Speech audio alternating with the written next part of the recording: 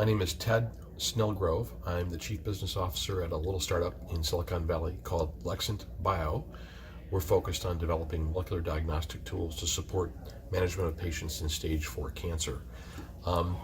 We're in San Francisco, our laboratory is in San Diego, and we're raising money this fall and looking forward to getting to the market next year in 2020.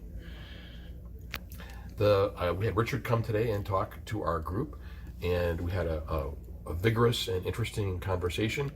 In my case, I found that the discussion around performance evaluation and the importance of frequent touch base that's more like coaching as opposed to a formal institution of an annual performance review process is a better way to go. Intuitively, I believe that. Today I got evidence that I can take back to the board to explain why I want to do it a different way and not get sucked into doing annual performance reviews, which are typically not favorable.